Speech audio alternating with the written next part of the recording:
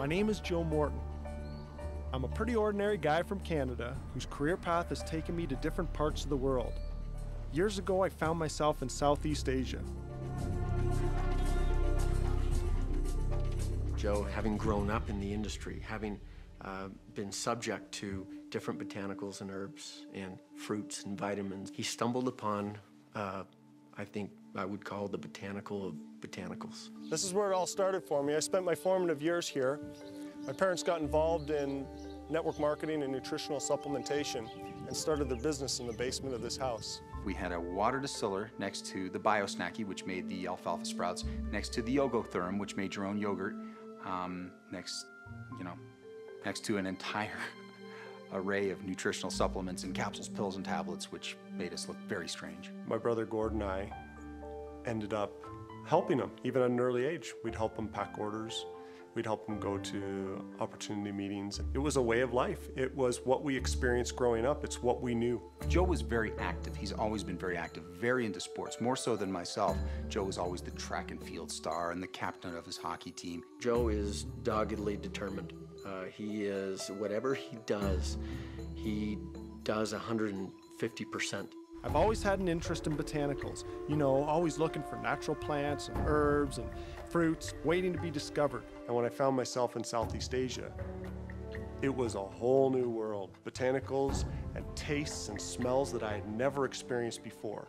There were botanicals like durian, there were botanicals like rambutan and longan and lychee, and they were so different. And I knew there must be something here. So here I was in that exotic part of the world, browsing for the next important herb or leaf or root, when my discovery hit me by surprise. After a light meal, I was offered a taste of fruit. I'd never seen this fruit before. About the size of a small peach, it has a dark purple rind surrounding the most beautiful, succulent white fruit that you can imagine. I couldn't believe the flavor. And when I tasted mangosteen for the first time, the queen of fruit, I knew we had something. I sought out those familiar with local folklore and learned that while the fruit is valued for its flavor, the rind, or pericarb, has been used for all kinds of conditions going back generations. If you just came across the mangosteen, never having been brought up like Joe was brought up, you wouldn't realize its potential. The mangosteen may have been unknown to Western taste buds, but it turns out that the volume of scientific research done on the fruit and the pericarb was staggering. We had a stack of printouts probably 1.5 feet thick. And it was not research on one particular system of the body or this, it was system after system after system. This thing has an active component, a phytochemical or a phytonutrient, if you will, known as xanthones. For the first time, I think, in the history of health and nutrition, you had a botanical that had never been brought to market, a category creator that not only had all the folklore that you could ever want, but had science. Why weren't there any kinds of mangosteen supplements out there? The answer was simple. Somebody has to be the first, and that somebody was us.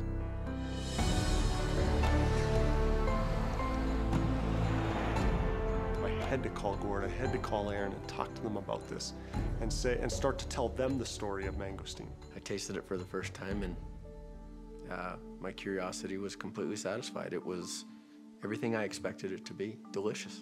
Should we try to make it taste It's bad? bad. We had Should we try to make it taste bad? Believe it or not, that was a talking. And it was at the beginning, the early stages, we're like, this tastes way too good.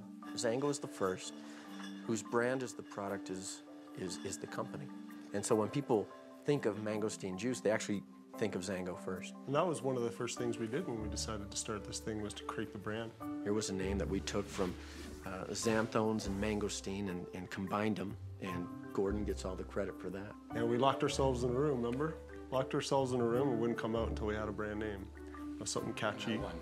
And you won. Gordon won. It was Gordo. I wrote it on the board, and Joe and Aaron started clapping. I think they clapped. I got an applause.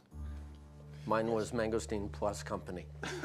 So we said, well, let's zig when everyone else zags. At the time it was all about retail and mass market penetration through the internet. And we said, no, let's just go low tech, high touch. We are going to scream it from the rooftop. It's okay to be direct sales, and we love it. Just fine to start a business from the comfort and safety of your own home. Did you know Xango was going to be a big success when you opened the doors? And I say, absolutely. When you look at the secret of success behind Xango, there is definitely a feeling of destiny. Of course, there's moments of being scared, and that comes with any type of a business venture. But there was always a confidence that this would be big. Thank goodness Aaron had the foresight to plant zucchini that year, because that fed us for weeks when we started. I'm telling you. But the truth is, and what we joke, we're kind of tongue-in-cheek about it, but the truth is you start this thing and all three of us put our house as personal guarantees. You want to be the first. You want to be what everyone in the future will compare themselves to. And that's what we have with Xango.